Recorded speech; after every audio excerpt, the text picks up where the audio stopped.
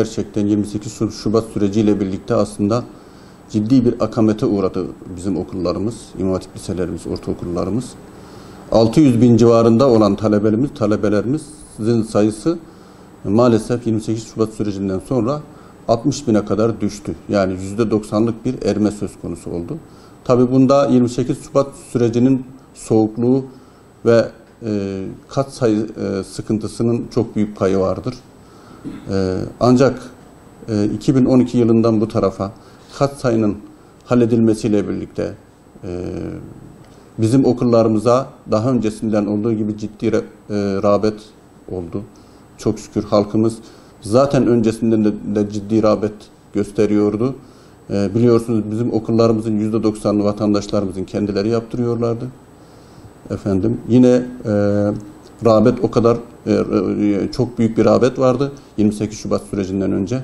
2012'den sonra da bu katsayı meselesi halledildikten sonra bu rağbet tekrar yeşerdi. Çok şükür küllerinden yeşerdi ve neşv-i nema buldu. Hamdü senalar olsun. Ülke genelinde gerçekten sizin de ifade ettiğiniz gibi ciddi bir temayül var. Okullarımıza ciddi bir ilgi var.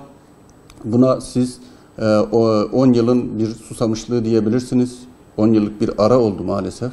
İmam Hatiplerin gözden düştüğü süreç 10 yıl oldu diye biliyoruz biz. Tabii şu anda çok şükür Gaziantep özelinde söylemek gerekirse öncesinden 28 Şubat sürecinde bir tane okulumuz var idiyken hatta 2 tane okulumuz var idiyken şimdi elhamdülillah ortaokul ve liseler topyekun değerlendirildiğinde 82 tane okulumuz var.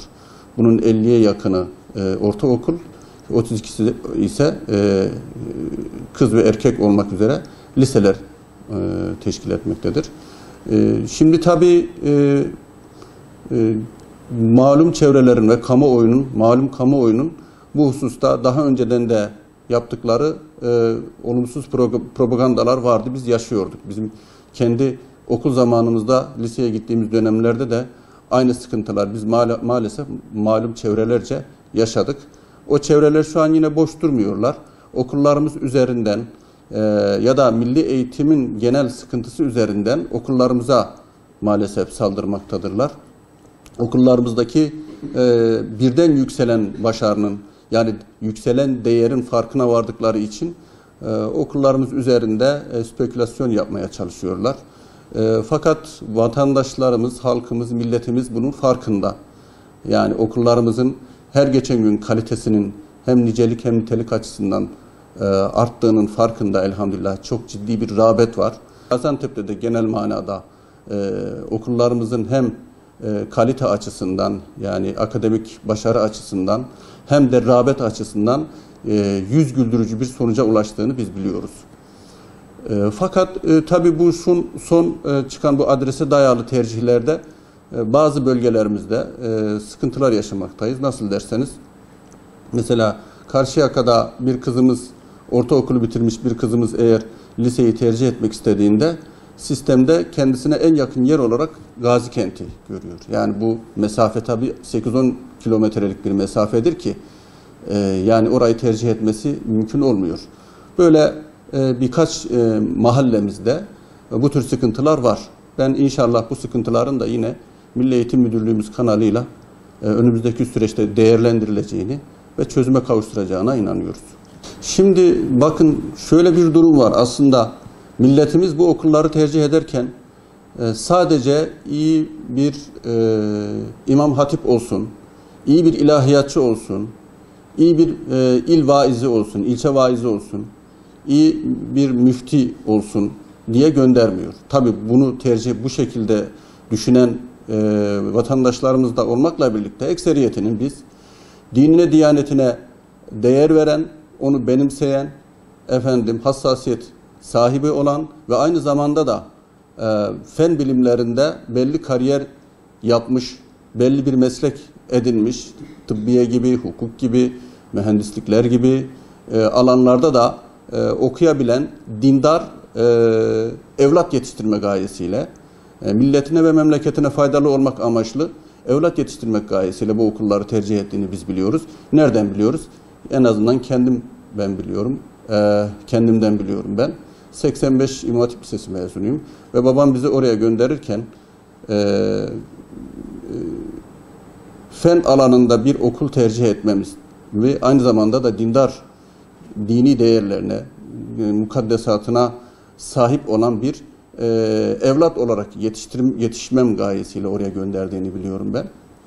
Şimdi tabii çok şükür bu önümüzdeki süreçte bu hedefin gerçekleşeceğini biz görüyoruz. Yani bu hususta ümit varız. Daha öncesinden de yine İmam Hatip okulları, özellikle o dönemlerde İstanbul'daki Kartal gibi, Eyüp gibi İmam Hatip okullarının yüksek dereceler aldığını, Türkiye birincilikleri elde ettiğini ve güzel yerlere gittiğini, fen ve orta fen alanında olsun, sosyal alanda olsun, eşit ağırlık alanında olsun çok güzel yerler kazandıklarını biliyoruz.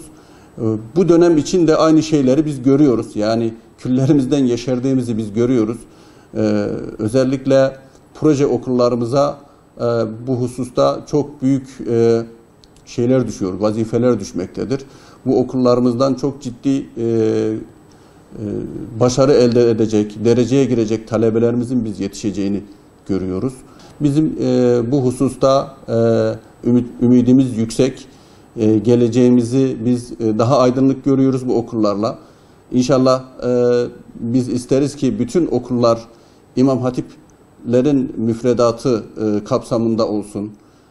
Çünkü bu okulların bir sıra dışılığı vardır. Nedir derseniz, bir defa kendi milli değerlerini ön planda tutan, kendi milli değerlerini önceleyen, ona hassasiyet gösteren, vatan, millet, din ve devlet kavramları onlar için olmazsa olmaz olan öğrencilerdir. Nesil yetiştiriyor bu okullarımız. Bu açıdan biz ülkemizin geleceğinin maddi ve manevi teminatı olarak görüyoruz biz bu okulları. Yani burada şöyle bir yanlış anlamada olmasın. Diğer okullarımız bizim okullarımız değil mi? Hani İmam Hatip özelinde konuşulduğu için ben bunları söylüyorum.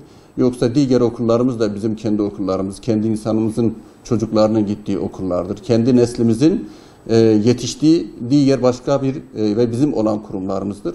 İşte bu çok kıymet verdiğimiz, çok kolay bulmadığımız bu vatanın çok büyük gelecek vaat etmesi gerekiyor.